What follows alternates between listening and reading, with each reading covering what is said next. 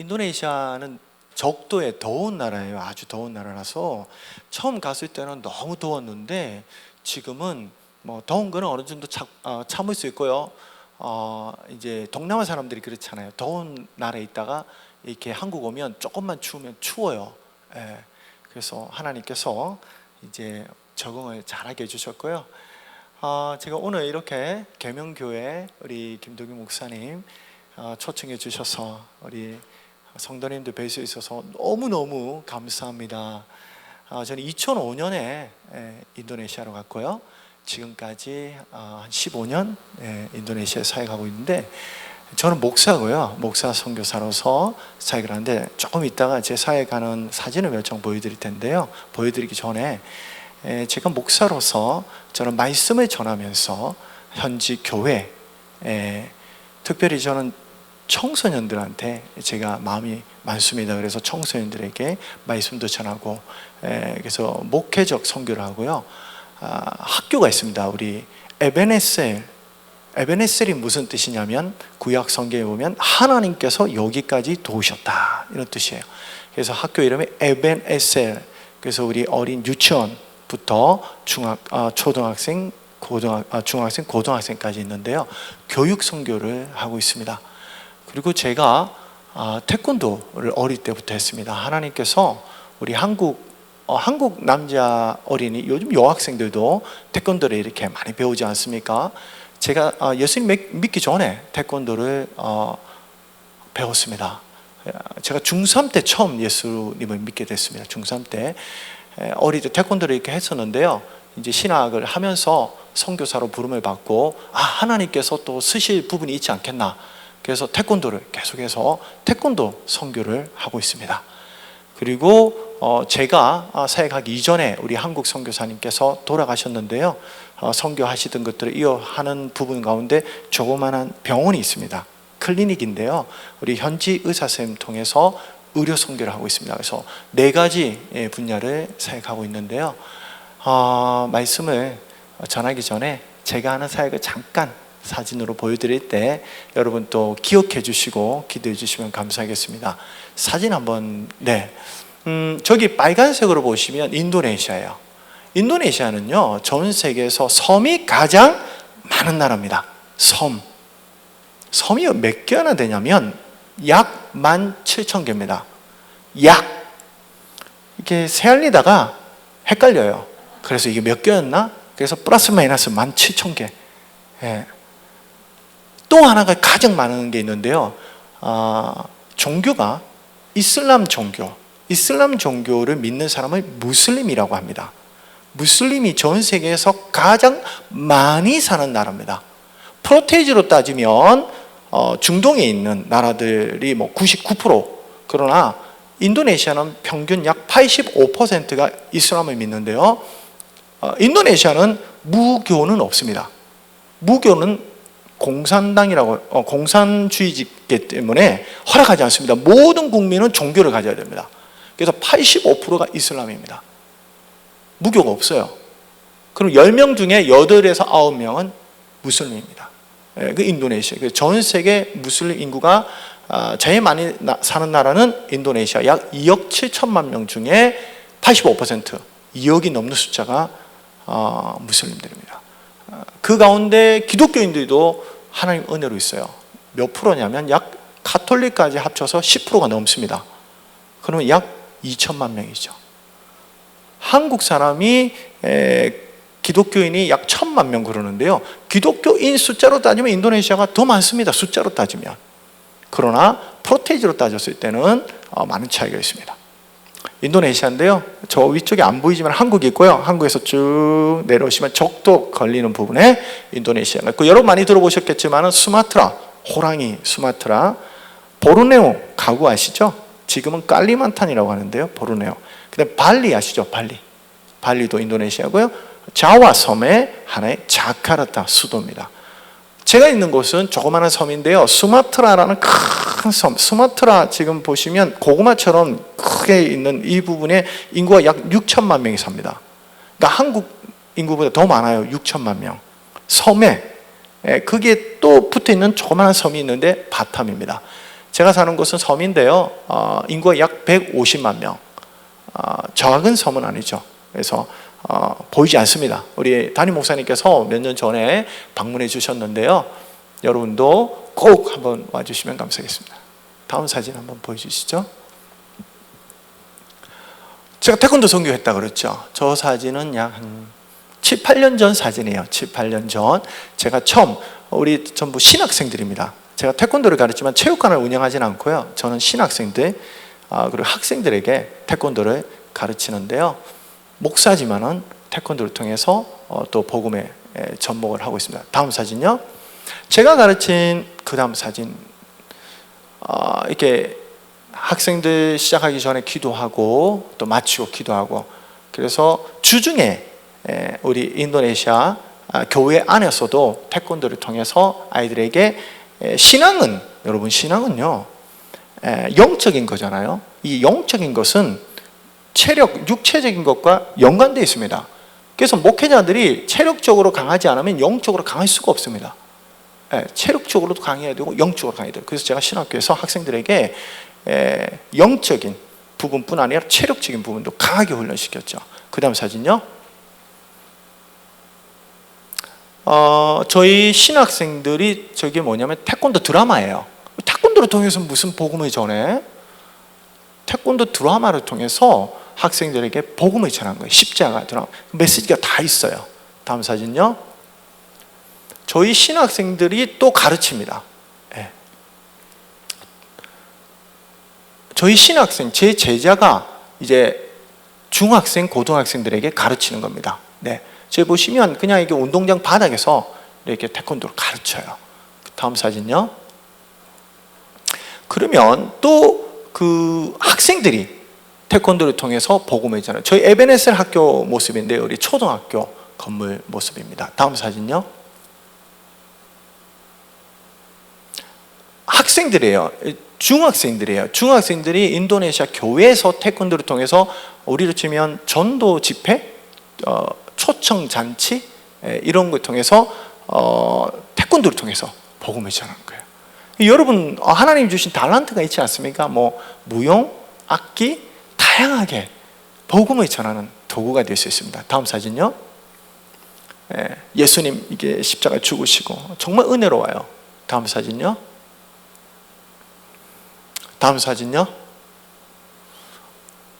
그 다음요. 이 사진에 보시면 우리 무슬림 아이들이에요. 태권도가 하나의 선교의 복음의 접촉점입니다. 접촉점. 태권도가 다 아니에요. 하나의 도구죠. 그 안에 복음이 들어가죠. 근데 이 섬은 인도네시아 여러 섬 중에 어떤 섬들은 무슬림들이 99%입니다. 제가 목사 신분으로서는 전혀 대화도 할 수 없어요. 목사 신분으로. 태권도 사범으로서는 얼마든지 웰컴 환영하죠. 근데 제가 직접 가르치기도 하지만 제 제자들이 가르칩니다. 많은 지역에서. 다음 사진요. 다음 사진요. 제 제자들인데요. 이제 다 사범들이죠. 십자가. 제주도에서 이렇게 태권도 선교 컨퍼런스가 열리면 전 세계에 있는 태권도 사역자들이 와서 훈련을 받고 이렇게 합니다. 다음 사진요. 저 모습 저 위에 보이시죠? 바다가 보일 텐데요. 바탐에 제가 있는 바탐이라는 곳에 한 전경인데요. 가운데 학교가 있습니다. 바탐의 분위기예요. 저기 어느 팀이 드론을 가져와서 찍어줬던 사진인데요. 그 다음요. 좀 더 가까이에서 아까 빨간 벽돌이 여러분 보시기에 오른쪽, 여러분 보시기에 오른쪽, 여러분 보시기에 오른쪽. 네, 태권도 하는 친구들이 있었죠. 저기 학교고요. 정면에 보이는 게 중고등학교, 왼쪽에 보시면 교회, 앞쪽에 보시면 공터죠. 저 사진이 3, 4년 전 사진이에요. 제가 교육 선교를 하는데요. 우리 학교 모습입니다. 지금 앞쪽에 보시면 공터인데 최근에 건축을 계속하게 되었습니다. 다음 사진요. 정면에 보이던 건물인데요. 정면에 보이던 건물, 제가 목사지만은 교육 선교를 하면서 학교 건물을, 우리 저 에베네셀 기독학교입니다. 어떻게 지어야 될까? 건물은 재정이 있어야 짓죠. 그런데 기독학교는 기도로 지어야겠다. 그래서 우리 선생님들하고 일주일에 한 번씩 이렇게 기도를 하죠. 지금 저 모습이 기도하는 모습인데요. 건축 중에. 그리고 단기 선교팀들이 오면 또 기도하고, 그래서 해서 학교가 다 지어졌습니다. 다음 사진요. 밑에 보시면 빨간색 테두리로 이렇게 해놓은 건 조감도예요. 조감도. 예. 그리고 밑에 사진 보시면 또 그 부지에서 기도하죠. 우리 인도네시아 우리 선생님들하고 기도하는 장소입니다. 다음 사진요. 그 빨간색으로 테두리 뗐던 조감도를 놓고 기도하죠. 조감도를 놓고 몇 년을 기도했습니다. 그래서 지금 짓고 있는 모습인데요. 2년 전 사진입니다. 2년 전. 다음 사진요. 한 달 전 사진이에요. 한 달 전. 예, 1층을 짓고 한 1년 정도 또 이렇게 기도하고 최근에 2층을 지금 짓고 있습니다. 최종 목표는 3층까지 지으려고 하고요. 왜 건물이 필요하냐? 인도네시아가 경제적으로 많이 발전하고 있습니다. 그래서 공립학교들이 정부가 교육적인 투자를 많이 해요. 공립학교들은 대부분 이슬람적인 교육을 하고 있습니다. 선생님들도 90% 이상 이슬람이고요. 저희는 이제 기독학교이기 때문에 국가로부터 지원이 거의 없습니다. 그러면 학비를 받아서 운영을 해야 되는데 학생들이, 가난한 학생이 너무 많아요. 학비를 안 낸다고 학생들을 돌려보낼 수는 없잖아요. 예. 그러다 보니까 가난한 아이도 받게 되고 이렇게 같이 하는데 한국교회 후원을 통해서도 하는데 한계가 있잖아요. 한계가 있습니다. 모든 것은. 그래서 기도하면서 이 학교가 외부에서 지원으로는 좋은 학교 될 수 없습니다. 자체적으로도 계속 노력해야 되는데 교실이 부족해서 계속 짓고 있습니다. 교실이 부족해서 그리고 좋은 기자재들, 교육은 끊임없는 투자입니다. 그리고 우리 계명교회도 교육관이 제가 어딘지 잘 모르겠는데 계명교회가 얼마나 미래를 준비하느냐, 교육부서를 보면 알 수 있어요. 교육부서는 끊임없이 투자합니다. 끊임없이 투자. 이 정도만 대치가 아니고 끊임없이 투자. 어른은 못 먹어도 아이들은 먹여야 되는 겁니다. 이렇게. 그래서 그러면 그 교회가 소망이 있는 거죠. 그래서 제가 에베네셀 학교를 하면서 저는 끊임없이 우리가 노력하지 않으면 뒤처지는 학교. 뒤처지는 학교. 예. 그래서 학교를 짓고 있고요. 다음 사진. 우리 학생들 전체 조회하는 모습입니다. 조회하는 모습이고요. 다음 사진요. 유치원 학생들 이렇게 인도네시아의 기독 유치원이 이렇구나 여러분 한번 보시고요. 다음 사진요. 초등학생들입니다. 초등학생들. 저기 보시면 십자가 보이시죠? 십자가. 저기 십자가. 네. 저희는 인도네시아가 85%가 이슬람이지만은 저희는 학교는 기독교 교육을 할 수 있습니다. 법적으로. 네. 다음 사진요. 중학생들입니다. 중학생들. 다음 사진요. 고등학생들인데요. 저희는 이제 예배가 있는데요. 성탄 예배도 있고 부활절 예배도 있지만은 이제 졸업을 앞두고 인도네시아 졸업 시험이 있거든요. 졸업 시험 앞두고 아이들은 이제 안수기도, 뒤에 있는 분들은 우리 학부모들이에요. 그래서 하루를 정해서 이게 같이 안수기도 하는 거예요, 아이들. 그러면 얼마나 은혜를 받는지. 저는 이제 꿈이 뭐냐면 우리 에베네셀 학교에서 예배 드릴 때 어떤 교회보다도 더 큰 은혜 주세요, 하나님. 예, 그런 마음으로 아이들 양육하고 있는데요. 기도해서 이제 졸업시키죠, 고등학생들. 다음 사진요. 신방을 하는데요. 인도네시아 저희 학생들이 정말 좀 빈민촌, 어려운 곳에 사는 아이들이 많아요. 저희가 한 800명 중에 한 20-30%는 그런 동네예요. 제가 바탐에 10년 이상을 살았지만 이런 동네가 있나 할 정도로 정말 가난한 동네가 많았어요. 그래서 이렇게 신방을 가서 이렇게 기도해주고 이런 모습인데요. 다음 사진요. 아이들 이렇게, 인도네시아는 아직까지 안수기도를 저는 이제 저희 대한예수교 장로교 목사입니다. 한국 교회는 안수기도 많이 잘 안 하는데 저 인도네시아 선교지는 안수기도를 좀 많이 합니다. 그만큼 영적으로 힘들고 지치고 어렵기 때문에 안수기도를 해서 더 하나님 간절히 사모함으로 제가 줄 수 있는 거 이렇게 하는데 하나님 큰 은혜를 주시는데요. 어린아이들도 이렇게. 그 다음 사진요. 우리 선생님들하고 제가 같이 잘 안 보이시겠지만은 이게 정말 쓰레기예요, 쓰레기. 근데 정말 즐겁게 신방을 갑니다. 즐겁게. 참 감사해요. 동력자가 있다는 게 얼마나 감사한지, 신방을 갈 때. 다음 사진요. 바텀에 이게 보이지 않는 곳. 저기는요, 이게 걸어가야 되는데 비가 오면 위험해요. 미끄러지고 너무 위험해요. 그래서 비가 올 때, 제가 한국 사람이니까 비 온다고 해서 학교 지각하는 것을 한국 학교는 용납할 수 없잖아요. 한국 교회도 그렇고. 저도 한국 사람이니까 비가 와도 지각하면 안 돼요. 근데 애들이 지각을 하는 거예요. 그래서 제가 교사들에게, 아니 좋은 학교가 돼야 되는데 어떻게 비가 오는데 이렇게 지각을 하냐. 심지어 학교를 안 와요, 비가 오면. 근데 저런 곳에 제가 신방을 다니면서 비가 오면 안 오는 게 맞다라고 느꼈습니다. 초등학교 저학년은 위험해요. 너무 위험해요. 저게 지금 거의 산비탈입니다. 안 오는 게 맞구나. 당연히 늦지. 저는 정말 나쁜 선교사였어요. 아이들이 어떻게 사는지 몰라요. 단지 학교를 늦게 온다는 것만 알아요. 비가 올 때 오토바이를, 대부분 대중교통이 없기 때문에 부모가 오토바이를 태워줍니다. 아니면 옆집에 아저씨가 태워주는데 보통 뒤에 3명씩 태워요. 비가 오는데. 얼마나 위험해요. 이게 미끌리면 정말 위험해요. 그래서 인도네시아의 이렇게 청년들, 젊은 남자 여자들이 보면 다리에 다 상처가 많아요. 많이 넘어져가지고. 전 그거 잘 몰랐죠. 그 뒤로 비 올 때 지각해도 괜찮습니다. 괜찮습니다. 이 상황을 잘 모르면 제가 맞다고 생각했지만은 그렇지 않는 거예요. 제가 신방을 가면서 많이 깨닫고, 하나님 저에게 많은 은혜를 주십니다. 다음 사진요. 네, 아이들이 이렇게 사는 곳이에요. 비가 오는데 그냥 비가 뚝뚝 떨어진 게 아니고 그냥 덜 쳐요. 막 이렇게. 왜 안 고치지? 보니까 집에 없어요, 고칠 사람이. 할머니하고 초등학교 애가 사는 거예요. 할머니하고. 비가 막 덜 쳐요. 그러니까 옷이 다 냄새 나죠.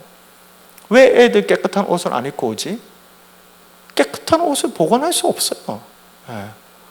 그래서 이제 제가 노력하는 게, 또 어려운 아이들 이렇게 지원하는 프로그램, 장학금을 주고 공부를 할 수 있는 이런 사역들을 하고 있습니다. 다음 사진요. 장학금을 주는 우리 아이들, 고아원에서 오는 아이도 있고요. 편부모, 사망률이 높습니다, 인도네시아는. 그래서 어머니가 없다든지 아버지가 없다든지 이런 아이들이 많아요. 다음 사진요. 제가 청소년들, 초등학생들인데, 이것은 이제 주중에 이렇게 학교 마치고 금요일 오후에 이렇게 집회를 해요. 그래서 힘들지만은 집회를 해요. 그때 하나님께서 큰 은혜를 주십니다. 그래서 어린아이들도. 다음 사진요. 1년에 한 번씩은 이렇게 전체 전체 집회를 합니다. 부흥회를, 중고등학생들. 제가 작년에 일주일에 10번을 집회를 했습니다. 저 혼자 한 건 아니고 인도네시아 목사님들 같이. 그래서 오전에 오후에 이렇게 해서 6일 동안 10번을 했습니다. 한 번 할 때 약 1000명 정도가 참석했는데요. 하나님 큰 은혜를 주셨습니다. 근데 올해는 할 수가 없어요, 인도네시아도. 제가 깨달은 게 있습니다. 때가 있구나. 언제까지나 할 수 있다고 생각했어요, 저는. 언제까지나. 근데 한순간에 할 수 없어요. 인도네시아도 지금 할 수 없어요. 이렇게 모일 수 없습니다, 인도네시아 지금. 때가 있구나, 여러분. 다음 사진요. 우리 학생들. 네, 다음 사진요. 학생들, 네, 고등학생들. 간절하게. 네, 다음 사진요. 다음 사진요. 그리고 의료 선교를 하고 있는데요. 이렇게 가난한 오지 섬 다니면서 의료 사역을 인도네시아 의사 선생님, 간호사 선생님들과 같이 하고, 우리 또 단기 선교팀들, 의료팀이 오면 같이 하고. 다음 사진요. 네, 이렇게 하고 있습니다. 다음요. 네, 됐습니다. 감사합니다. 여러분은 제가 약 10여 년간 했던 사역을 눈으로 약 10분간에 다 보셨습니다. 이 모든 것은 하나님께서 하셨습니다. 저는 조그만 것을 뿌렸고 조그만 것을 심었고 주님이 놀랍도록 하셨습니다. 저는 예수 믿지 않는 가정에서 신앙생활을 했는데 저희 누나가 2명이 있는데요. 저희 둘째 누나가 저를 전도했습니다. 저희 둘째 누나가 저를 초등학교 때부터 전도를 하려고 했는데 제가 막내 아들이었거든요. 교회 가기 싫은 거예요. 저희 아버지 어머니도 교회 불교 절에 다녔거든요. 한국 사회 그렇지 않습니까? 그래서 제가 한 달에 2번 절에 갔습니다. 음력으로 초파일이라 그러나요? 음력 1일 14일 이렇게 가는데 제가 손을 딱 잡고 부산에 옥년선원이라고 있습니다. 지금도 기억하는데 거기 어머니가 열심히 다녔어요. 자식들 잘 되라고. 그래가지고 어떨 때는 이렇게 시주한다 그러나요? 그래서 거기에 가족 이름을 적는 거예요. 제 이름도 적혀 있습니다. 적어가지고 거기 절에 종이 있어요. 큰 종이 있는데 그 종 안에 제 이름이 있습니다. 제가 어릴 때 확인했어요. 지금은 목사가 됐는데 그 종 지금도 울리면서 복을 비고 있겠죠. 그래서 제가 중학교 때까지 열심히 어머니 따라서 절에 따라다녔는데 저희 둘째 누나가 교회를 그렇게 가지 않은데 가기 싫어요. 그 이런 말 있죠. 교회 가면 떡이 나오나 돈이 나오나. 집에 있으면 어머니가 떡을 해주는데 교회를 가면 어머니가 혼내요, 둘째 누나를. 그래서 왜 가지? 그러다가 중3 때 어느 날 저희 누나가 저를 교회를 가자는데 똑같이 그러는데 그날은 가고 싶은 거예요. 가고 싶은 거예요. 갔겠습니까? 안 갔겠습니까? 갔죠. 갔는데 그때가 부흥회였어요. 청소년 부흥회. 그래서 제가 앉았는데 앞에서 2번째 앉았습니다. 왜냐하면 저희 작은 누나가 교회에 워낙 열심히 해서 30분 전에 교회를 가요. 그래서 30분 전에 가면 거의 사람이 없잖아요. 그러면 딱 들어가가지고 앞에 2번째 앉았어요. 그 옆에 제가 앉았죠. 맨 앞자리는 다리가 불편하다고 안 앉는다 그러더라고요. 그래서 딱 2번째 앉았어요. 저는 원래 교회는 들어오는 순서대로 앉는 줄 알았어요. 그래서 그 뒤로도 저는 들어오면 앞쪽에 딱 앉았어요. 정말이에요. 제가 이 앞쪽에 여기 습관이 아주 무서운 거예요. 여기 딱 앉으니까 말씀에 집중하게 되잖아요. 너무 좋았어요. 제가 처음이 중요합니다. 여러분. 처음이 지금도 늦지 않았습니다. 여러분 앞쪽에 이렇게 오시는 대로 앉으시면요 너무 좋았어요. 제가 말씀을 듣는데 처음 붕해를 갔는데 말씀이 재밌어요. 근데 이해는 못하겠어요. 그냥 재밌어요. 그래서 말씀은 재밌어야 된다. 근데 희한한 게 그 붕해 목사님이 나중에 가서 막 울어요. 막 설교를 하면서 울어요. 내용은 모르겠는데 그냥 슬퍼요. 뭐 그까지는 좋아요. 그런데 설교 끝나면 기도를 하는데 기도 시간은 괴로워요. 그냥 뭐 울어요. 사람들이. 특히 저희 누나가 울어요. 나 처음 봤어요. 아니 집에서 볼 수 없던 모습으로 막 우는 거예요. 뭐가 그렇게 슬픈지. 저는 눈 감고 빨리 이 시간이 지나가라. 이러고 나면 이제 맞춰요. 3일을 했는데 둘째 날도 가고 싶은 거예요. 희한하죠. 셋째 날도 가고 싶은 거예요. 붕해가 딱 끝났어요. 그때 제가 누나한테 그랬어요. 찬양이 계속 귓가에 맴도는 거예요. 그래서 누나한테 찬양 테이프 있냐 그래서 그걸 계속 들었습니다. 계속 들었어요. 얼마나 나 가진 재물 없으나 그런 테이프였어요. 계속 들었어요.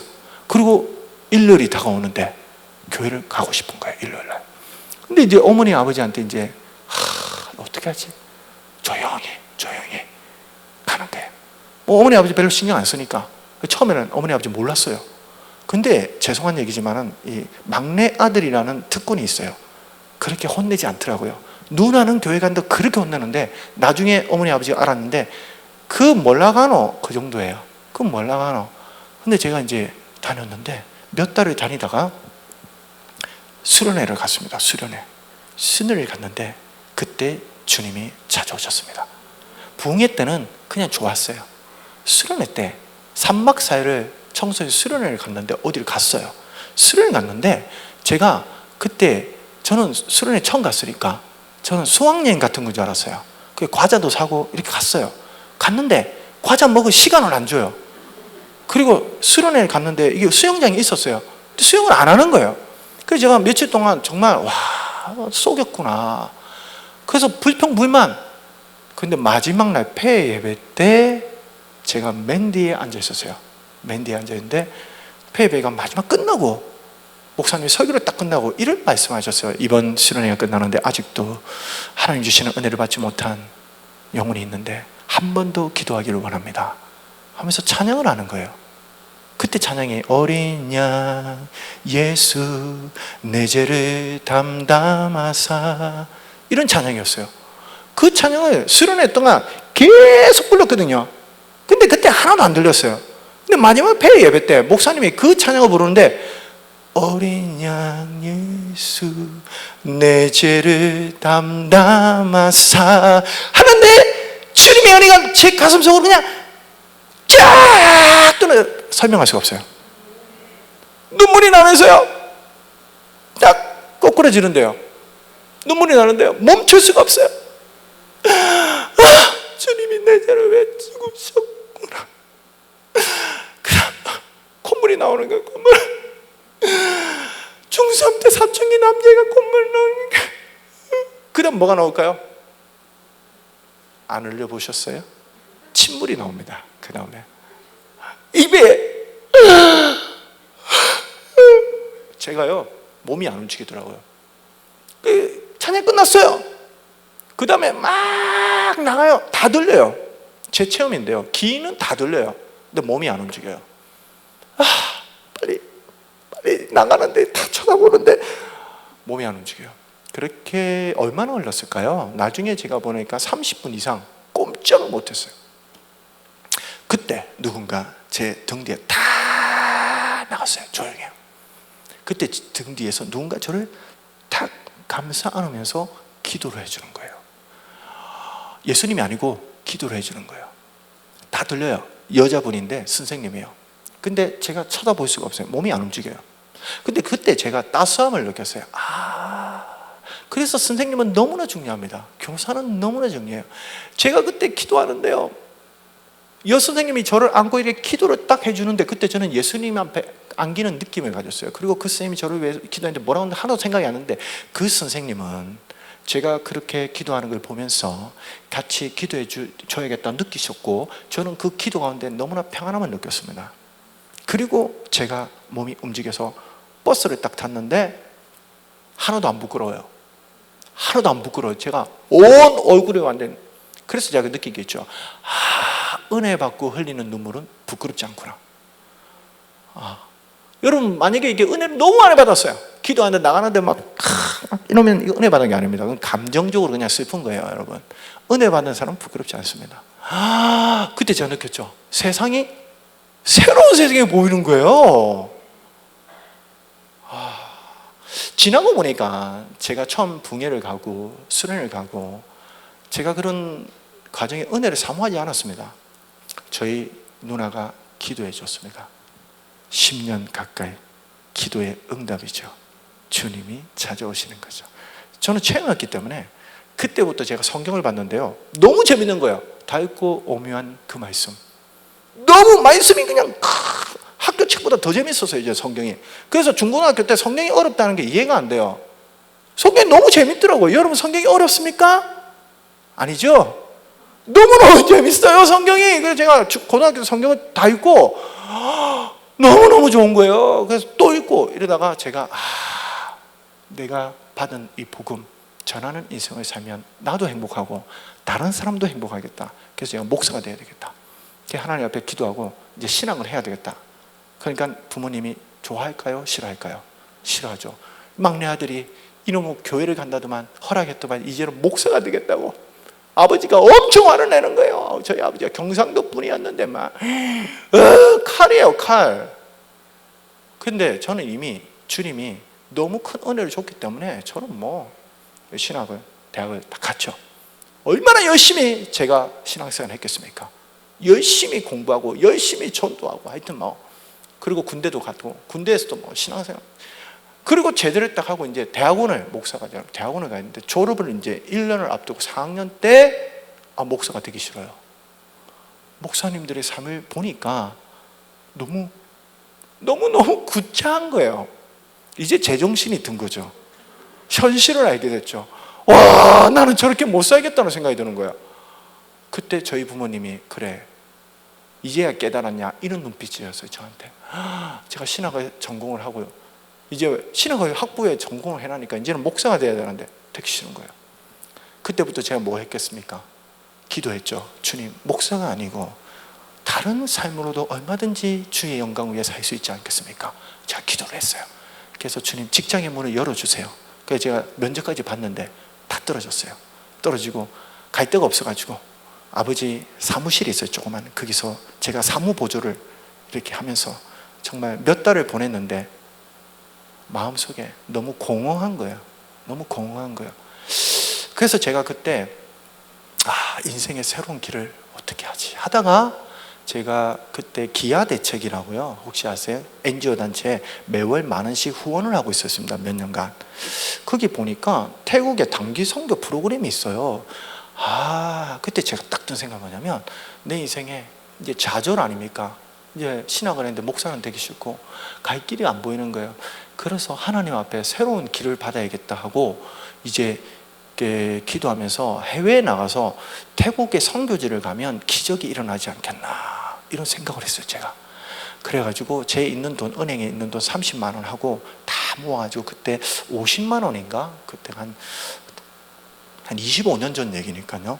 그래가지고 태국에 갔습니다. 제가 가서 태국 교회에 앉아가지고 한탄을 했어요. 한탄. 기도 아니고 그냥 뒤에 앉아가지고 언제나 기적을 보여주실런가, 오늘도 없고, 이 뒤에 앉아서. 근데 다른 선교팀들은 밖에서 막 뭐 웃고 뭐 좋아서 교제하고 이런데 저는 이러고 있는데요.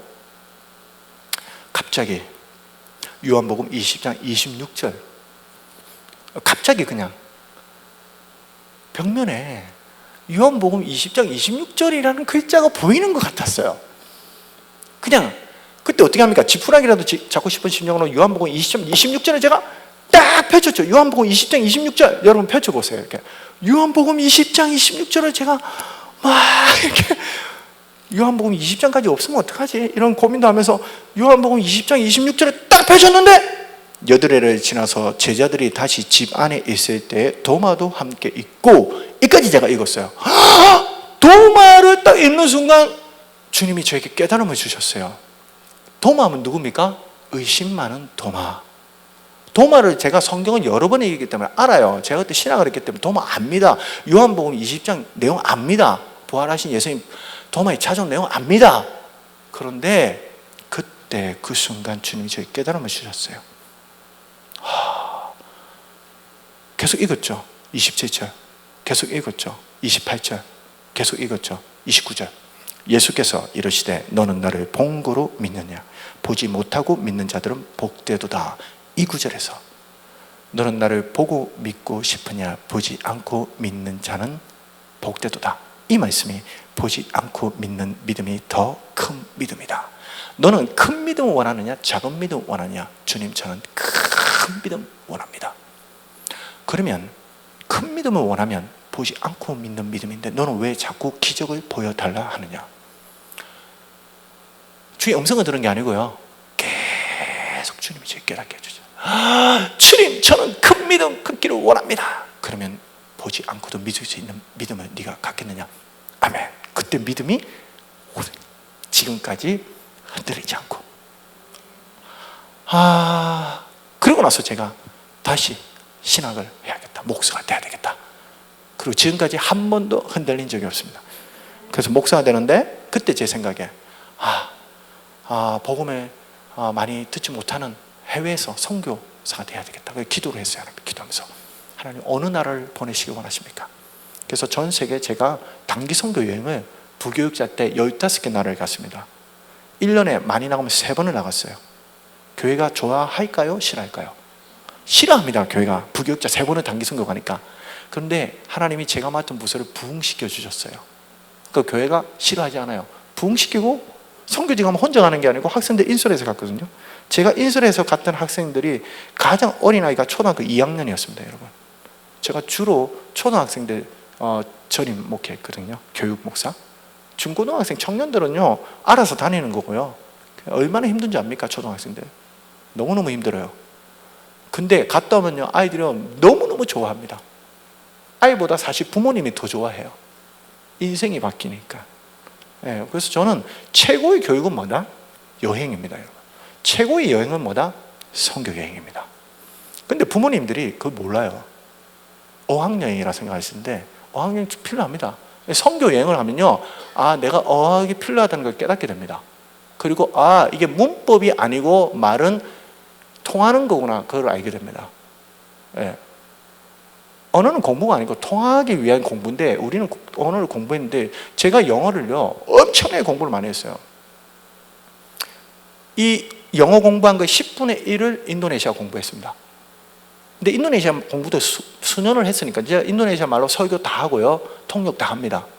근데 10배를 공부했어요. 영어를. 어디에서 했냐면 한국에서 했어요. 지금 제가 영어로 설교할 수 있을까요? 못합니다.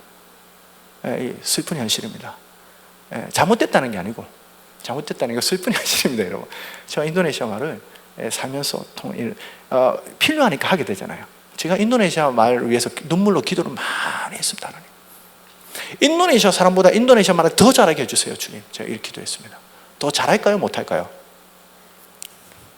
못하죠 아직까지는. 그래도 기도합니다. 하나님 더 잘하게 해달라고 제가 기도하는데 선교행이 너무 중요한데요. 어릴 때 최고의 교육입니다. 제가 수천 명을 데리고 다녔습니다. 그리고 수천 명을 받았습니다. 제가 한 번도 지금까지 컴플레인 한 번 받은 적이 있어요. 한 번 제가 컴플레인. 왜 선교사님 왜 애들을 기합을 줍니까? 한 번 컴플레인 제가 받았어요. 그래서 제가 필요하니까 줬죠. 제가 이렇게 했는데 기합을 준 적이 있거든요. 선교지에서. 근데 그 외에는 제가 컴플레인 받아본 적이 없는데 아이들이 너무 잘 이렇게 자랐습니다. 그래서 제가 하나님 앞에서 이 부르심을 받고 선교지를 위해 기도하다가 인도네시아를 3번을 갔습니다. 하나님이 인도네시아로 가라 이렇게 해주시면 얼마나 좋아요. 그렇게 안 하시더라고요. 그래서 15개 나라를 다니면서 15개 나라의 선교사님들의 사역을 보면서 이 나라는 이렇게 하고 이런 많이 배웠습니다. 제가. 그리고 인도네시아를 제가 가보니까 고향 같은 마음이 들어요. 그냥 고향 같은 마음이. 그래서 한 번 가고 2번 가고 3번 가고 마지막 4번을 가고 2005년에 갔습니다. 지금까지 제가 사역하면서 인도네시아 온 거에 대해서 후회를 해본 적이 있을까요? 없을까요? 여러 번 후회했습니다. 너무 힘들어가지고요. 너무 힘들어요. 저는 너무 힘들었어요. 제가 정말 너무 힘들었어요. 제가 죽을 것 같았어요. 죽을 것 같았습니다. 근데 주님이 인도네시아에서 나와도 된다 말씀을 안 하는 거예요. 뭐 잠깐 1년에 한두 번씩 나오는데 사역지를 떠나라 허락을 안 하시는 거예요. 너무너무 힘들었어요. 제가. 많은 문제가 있습니다. 선교사에 여러분. 많은 문제가 있습니다. 현지인들과 사역자는 어려움이 있어요. 총리서 어려움. 너무너무 어려운 게 많아요. 제가 성격이 괜찮은 사람인데도 관계에서 너무 힘든 거예요. 한국 사람끼리도 힘들고 현지 너무 힘든 거예요. 버텼죠. 버티니까 하나님께서 자라게 하시더라고요. 이렇게. 버티니까 우리가 뭐 심고 언제 자라나? 매일 나갔는데 안 자라잖아요. 근데 세월이 지나면 자라잖아요. 네? 하나님께서 자라게 하듯이 제가 선교지 이제 버텨보니까 하나님께서 이제 이렇게 자라게 하시는데요. 제가 인도네시아에서 사역하면서 제일 기쁠 때가 언제냐 한 번씩 누가 물어봐요. 저는 신방할 때 가장 기쁩니다. 신방할 때. 네. 제가 신방을 사실 부담스러워했습니다. 신방 상당히 좀 힘들었어요. 말도 잘 안 타고 문화도 다른데 저 혼자 외국인 아닙니까? 가갖고 저 인도네시아 분들하고 신방하는데 제가 아는 건 한국 스타일인데. 네. 그래서 처음에는 한국 스타일로 하다가 또 이런 문화구나 이러면서 이제 사역을 하는데 처음에 너무 힘들었어요. 근데 요즘 너무너무 좋아요. 주님이 주시는 기쁨이 있습니다. 해보신 분은 알 거예요. 신방을 하면요, 신방을 받는 사람도 기쁘지만 신방하는 사람도 기쁩니다. 신방을 요즘 목사님들만 하지는 않죠. 구역장이나 그럽니까? 이렇게 하죠. 여러분 리더들이 하죠. 너무 행복한 거예요. 뭐 설명할 수가 없어요. 네. 어떨 때는 신방 갈 때 뭐 좀 가져가야 되는데 가져갈 게 없잖아요. 좀 미안하지 않습니까? 그런데 와준 것만 해도 너무 고마워요. 같이 기도하다 보면요, 주님이 정말 너무 은혜를 주시잖아요. 저는 기도 제목 현지에 가서 잘 안 들어요. 기도 제목 말하면 뭐 듣지만 기도 제목 필요 없을 때가 있어요. 그냥 기도하면 주님 주시는 마음이 있지 않습니까, 여러분? 그 집에 가서 이렇게 좀 듣죠. 근데 그냥 주시는 마음이 있잖아요. 그거에 따라 기도하면 하나님이요, 지금 하나님이 하시는 거죠. 선교사가 뭐 해주겠습니까, 여러분? 뭐 해주겠습니까, 여러분? 예. 주님의 은혜를 나누는 거죠. 제가 은혜를 주는 게 아니고 은혜 자리에 함께 하는 거죠. 신방하면 너무너무 행복해요. 근데 요즘 코로나 때문에 신방을 할 수가 없어요. 근데 내가 너무 답답한 거예요, 사역이. 제가 2주 자가격리 잘 끝났습니다. 제가 안전하니까 걱정 안 하셔도 됩니다. 검사 다 했고요. 제가 몇 주 전에까지도 이게 저희 학생이 이렇게 장례가 참 많더라고요. 장례가 학부모와 소천한 거는 뭐 한 달에도 몇 건이고 학생들도 1년에 몇 건이 이렇게 장례가 나니까 이렇게 장례를 가는데 코로나는 장례를 못 가요. 인도네시아 정부가 장례를 못 가게 합니다. 아예. 사망하면 그날 바로 장례해야 됩니다. 너무 안타까운 거예요. 왜냐면 줄 수 있는 게 없잖아요. 그 부모한테 줄 수 있는 게 없어요. 예, 신방을 못 하니까. 너무 답답한 거예요. 너무 답답해요. 여러분, 신방이 힘드십니까? 나중에 지금은 신방을 못 하죠. 예, 지금 신방을 못 하니까 너무 힘드시죠? 신방할 날이 곧 옵니다. 여러분, 기쁨으로 기대하시고 신방해 보세요. 저희 어머니가요, 예수를 얘기를 해야 되겠네요. 저희 어머니가요, 이제 제가 예수를 믿고 전도를 했어요. 어머니 아버지한테. 제가 강도사가 되고 했는데 교회를 안 나오시는 거예요. 전도를 제가 열심히 했습니다. 근데 아버지하고 전도를 해보니까 말싸움만 일어나요. 아버지하고. 감정이 더 안 좋아져요. 그랬어요. 안 해야겠다. 어머니가 교회를 나와주셨습니다. 제가 강도사를 받는 날 어머니가 교회를 나와주셨어요. 나와주셨습니다. 어머니가 절에서 기도하느니 아들이 교회에서 일한다는데 교회에서 기도해야겠다. 기도하는 대상이 어머니 잘 모르세요. 그리고 몇 년이 지났는데 어머니가 믿음이 생겼어요. 그래서 제가 어머니 왜 기도했어요? 어머니 60 넘어서 교회를 나오셨는데 권사님 되게 해주세요. 제가 기도해 주세요. 권사님 되게 해주세요. 기도는 권사님 같은 믿음이 되게 해주세요. 이런 기도해 줘요. 됐겠습니까? 안 되겠습니까? 되셨어요. 어머니가 명예권사가 되셨습니다. 명예권사 제도가 좋은 것 같아요. 어머니가 60 넘어서 예수 믿어가지고 사실 어렵잖아요. 명예권사들이 기도를 해주는데 아들을 왜 기도해 주시는데 제가 얼마나 감사한지. 아버지가 제가 목사가 됐는데도 교회를 안 나오세요. 괴로운 거예요. 제가 목사가 아버지가 교회를 안 다니까 아버지 전도도 못하고 자신감도 없고 괴로운 거예요. 근데 어느 날 하나님이 저에게 어떤 마음을 주시냐면 너는 다른 사람에게 복음을 더 열심히 전해라. 너의 아버지는 내가 부른다. 그런 마음을 주셨어요. 제가 전도 더 열심히 했습니다. 더 열심히 하고 선교 더 열심히 하고 어느 날 아버지가 저에게 주보를 갖고 오라 그러더라고요. 어느 날 그 아버지가 처음 주보를 딱 드렸더만 딱 보시면 첫 번째 예배가 7시예요 7시 예배를 나가겠다 그런 거예요. 제가 그때 제가 몇 달 동안 얘기 안 했어요. 교회 나가자는 얘기를. 주님이 그 마음을 움직이신 거예요. 지금까지 새벽 철야 선교지를 여러 선교지를 다니고요. 아버지가 신앙이 얼마나 좋은지 몰라요.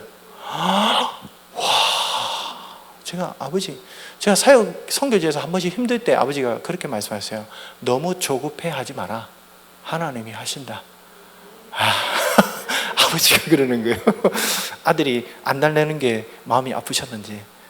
그래서 저희 큰 누나가 제일 늦게 예수 믿었어요. 저희 큰 누나가 예수 믿은 지 10년이 안 됐는데 지금 권사님이 되셨는데요. 교회에서요 구역 주일학교 얼마나 열심히 하는지 몰라요. 제가 지금 볼 때 제일 열심히 활동해요. 제일 늦게 예수 믿었는데 제가 전도한 게 아니에요. 하나님이 그 마음을 움직이셨어요. 저는 그거 믿습니다. 여러분 믿지 않는 남편, 믿지 않는 아내, 믿지 않는 자녀들 너무 힘들어요. 시골에 계신 부모님 전도하세요. 근데 하다가 안 되면요 어느 순간 하나님 앞에 기도 딱 하시고 결단하시면 주님 주시는 마음에 따라서 다른 분한테 하세요. 그러면 다른 사람이 전도합니다. 아니면 주님이 부르십니다. 그러면서 기도하세요. 하나님 나보다 더 큰 믿음 갖게 해주세요. 우리 남편 저보다 더 큰 믿음 갖게 해주세요. 우리 아내 저보다 더 큰 믿음. 저는 여자분보다 믿음 좋은 남자 성도님들을 여러 분 봤습니다. 제가 특이한 분들이 많더라고요. 그분들은 보통 분이 아니에요. 대학 교수님인데 아내보다 믿음이 더 좋아요. 그리고 사업하는 분인데 이분이 얼마 전에도 만났는데 이러다 아내 몰래 교회를 나온대요. 그래서 남자가 왜 아내 몰래 교회를 나와야 되지? 제가 그런 생각을 했어요. 근데 아내의 반대가 심한가 봐요. 근데 이 남편분이요 보통 분이 아니에요. 믿음이요 제가 보고 특이하다. 어떻게 어떻게 남자가 이렇게 믿으면 좋지? 근데 왜 아내분은 예수를 안 예수 교회를 좀 다녔대요. 근데 상처를 받아서 교회를 안 나온대요. 내용은 잘 모르겠는데. 그러면 아내가 교회를 안 나오면 남편도 자연스럽게 안 나오는데, 특이한 거예요. 이분이 하나님이 이분의 마음을, 믿음을 이게 강 붙여줘요. 그래서 제가 남자분들 믿음 좋은 분들 보고 와, 보통 분이 아니에요. 그 아내분들은 저는 걱정 안 합니다. 그 남편을 그렇게 믿음 가운데 붙으시는 분은요, 아내는 하나님이 반드시 책임지십니다. 반드시. 저는 확신하고 많이 봤고요. 여자분들이 믿음이 좋은데 남편이 믿음이 없는 분들이 많아요. 그러면 저는 그 아내분들이 정말 하나님 앞에서 집에서 잘할 뿐만 아니라 다른 분들에게 전도를 열심히 하면요, 남편 분명히 나옵니다. 제가 여러 번 봤어요. 전 전도 체험이 많기 때문에 전도하고 선교, 이게 너무 많은 은혜를 제가 받고 너무 많은 복을 받은 분들을 제가 보면서, 왜 성경을 우리가 알아야 됩니까? 왜 성경을 열심히 공부하죠? 성경 말씀을 전하기 위해서입니다, 여러분. 근데 잘 모르는데 어떻게 정하지? 여러분, 빨리 속성 과정이 있어요. 잘 모르면 모르는 상태로 그냥 전하세요. 그럼 전하다 보면요, 부족함이 느껴져가지고 더 열심히 보게 됩니다. 정말요, 제가 그랬고, 그 열심히 보는데 이해가 안 돼요. 그래도 전하세요. 그러다 보면 어떻게 됩니까? 기도하게 됩니다. 막 마음속 계속 기도하게 돼요. 그러면 기도를 평소에 전도하기 전에 하나님 내가, 그리고 저분 전도해야 되잖아요. 그럼 관계를 잘해야 돼요. 말씀만 잘하고 기도 많이 하는 게 관계를 잘해야 돼요. 그러면 좋은 인간관계를 맺게 됩니다. 전도 잘하는 분들은 그냥 자연스럽게 좋은 인간관계를 맺게 돼요. 그냥 내가 희생하게 되고 그냥 섬기게 돼요. 그러니까 전도는 예수 믿는 사람들의 인생에 제자가 되라, 사람을 낚는 어부가 되라, 전도자가 되라. 그 영광스러운 자리. 먼저 그냥 부족해도 하면 주님이 부족하면 쓰셔야 되는데 부족하니까 채워주신단 말이에요. 제 어머니가 고유다공증으로 이렇게 계속 약을 먹고 이렇게 계속 힘들으셨어요. 전도를 열심히 했거든요. 예수 늦게 믿은 사람이 전도를 잘합니다. 예수 일찍 믿은 사람들은 사실 전도할 사람이 없어요. 다 예수 믿는 친구들이고, 예수를 늦게 믿은 사람이 있어요. 특별히 5, 60대 그런 분들은요, 전도를 너무 많아요. 이렇게 어머니가 전도를 많이 하셨어요. 저희 어머니가 수십 명을 했는데, 전도하다가 어느 날 병원을 갔는데 약을 안 먹어도 되겠다는 거예요. 의사가 단 한 거예요. 거기도 보통 이게 아프면 집에서 아파서 전도를 못 간다 그러잖아요. 아프니까 전도를 하시라니까요. 주님, 제가 이 아픈 무릎을 꿇고 전도해야 되는데 지지 끌고 그냥 가세요. 가다 보면 주님이 치료하시든지, 치료를 안 하시면 아픈 것을 못 느끼게 하시든지. 정말입니다, 여러분. 저는 전도하면요, 하나님 너무 기뻐하세요. 전도하는 그 영혼을 쓰셔야 되기 때문에 부족함을 채워주십니다. 정말이에요, 여러분. 그래서 저는 전도보다 더 하나님 앞에 귀한 게 뭘까 선교하고 있습니다. 너무너무 하나님 앞에 감사드리고요. 말씀을 정리하겠는데요, 오늘 말씀의 마지막에 보니까 우리는 하나님의 동력자다. 저는 이 말씀이 너무 영광스러운 말씀이라 생각합니다. 여러분, 동력, 같이 우리가 안 하면 하나님 나라의 일이 안 됩니까? 됩니다. 우리는 아무것도 안 해요. 인간은 아무것도 아닙니다, 여러분. 근데 하나님이 부르시는 거예요. 하나님 나라의 일을 위해서. 그리고 하나님이 써주시는 것이죠. 써주시기에 부족함이 없도록 주님이 지혜도 주시고 건강도 주시고 물질도 주시고 기쁨도 주시고. 그래서 여러분, 쓰임받기를 원하면 하나님 앞에 부족한 것이 있잖아요. 근데 내가 쓰임받고 싶으면 부족하잖아요. 그럼 주님, 나 정말 쓰임받고 싶어요. 그냥 부족한 대로 하세요. 건강하면 할 수 있고 물질이 풍성하면 할 수 있고 뭐 지혜가 있으면, 죽을 때까지 그런 날은 오지 않습니다, 여러분. 부족한 대로 하세요. 그러면 주님이 만들어 쓰십니다. 그게 이제 체험이거든요. 체험. 막 체험이 생기잖아요. 그러면서 주님이 우리를 뭐라고 하신다고요? 동력자다. 영광스러운 말입니다. 저를 한번 따라해 주시기 바랍니다. 하나님, 저를 동력자로 불러주셔서 감사합니다. 하나님 우리를 동력자로 부르셨어요. 근데 많은 사람들이 내가 예수를 잘 믿고 내 신앙 지키기도 힘든데, 동력이 아니에요. 하나님 부르셨는데 나 혼자 아주 이기적인 사람이에요. 전 너무너무 슬픕니다. 자기 신앙 지키기도 급급하다 이런 말 하시는 분들 보면요, 죄송한데요, 자기 신앙도 못 지킵니다. 네? 너무 슬퍼요. 하나님은 쓰시기 원하는데, 하나님 동력자로 부르셨는데, 하나님 옆에 아멘으로 믿음으로 주님 내가 여기 있습니다, 나를 사용해 주세요. 여러분 기도하세요. 그러면 기도하다 보면요, 이렇게 떠오를 거예요. 어떤 부분에 주님 나를 부르셨는지. 주일학교 교사로, 성가대원으로, 뭐 많은 게 있잖아요, 여러분. 있잖아요. 여러분 기도하세요. 기도하시면 주님 주신 마음이 있어요. 그 마음을 따라서 믿음을 결단하시고 한 걸음을 딱 나가면 홍해가 갈라지는 것처럼 나가야 되는 거예요. 실수로 두려워하지 마세요. 다른 사람들이 뭘 하는 거 두려워하지 마세요. 저도 비방 많이 받았습니다. 그게 두려웠다면 선교 못합니다, 여러분. 비방하는 사람은요, 내가 어떻게 해도 비방합니다, 여러분. 무슨 말인지 알겠죠? 좋은 얘기 들으려고 이렇게 애쓰지 마세요. 그러나 중요한 게 뭐죠? 하나님 앞에 기도하고 하시라고요. 말씀에 비추어서, 그죠? 기도하시고 믿음으로 하세요. 주님이 쓰십니다. 그 인생의 아름다운 동력자입니다. 기도하겠습니다.